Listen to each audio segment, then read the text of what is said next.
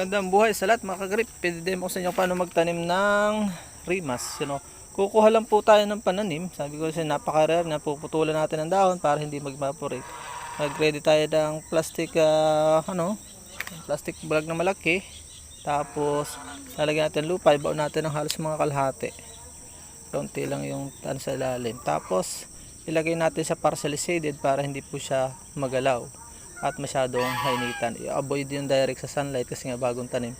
Medyo maselan po yan. Yun lang, ganun lang kasimple. At sundan nyo lang procedure. Atin muna itong guguntingin itong dahon ito para hindi po siya kalog. Ayan o. Guntingin po natin ang dahon. Kalahati lang po. Yan o.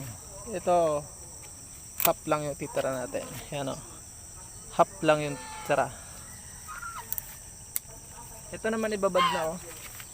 Ayan. Maglagay lang po tayo ng base na lupa.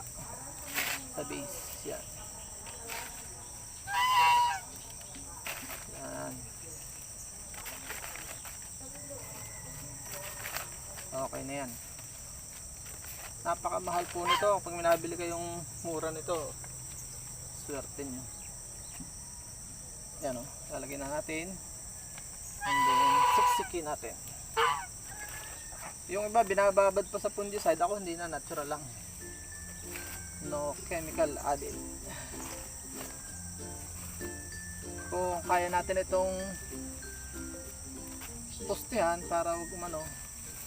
Pero ako didikdikin ko na lang. Hindi na yan natayo na. Basta natayo na. Okay na yan.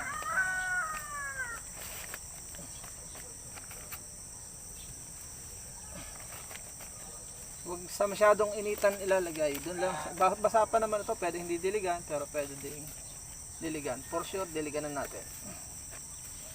Yan. Patakaw sa lupa.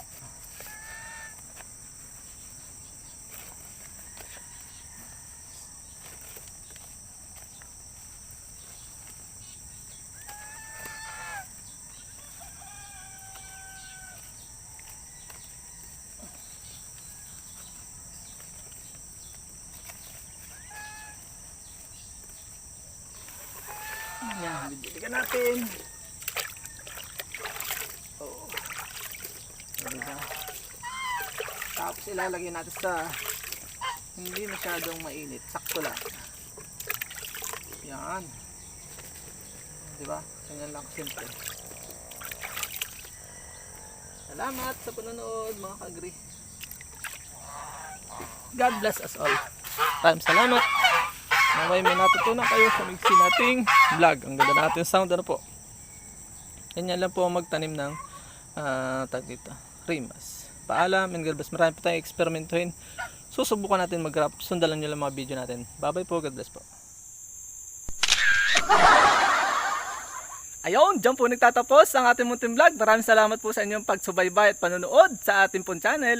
Kung bago pa lamang po kayo napadpad sa channel na ito, at mahilig kayo sa ganitong klase mga upload, huwag nyo na po kalimutang mag-subscribe at i-hit ang notification bell para updated po kayo sa upcoming nating videos. Sana po, magkita-kits po tayo sa susunod nating mga vlogs. Maraming salamat po. May God bless you all. Mabuhay. God bless the Philippines. Bye-bye muna po.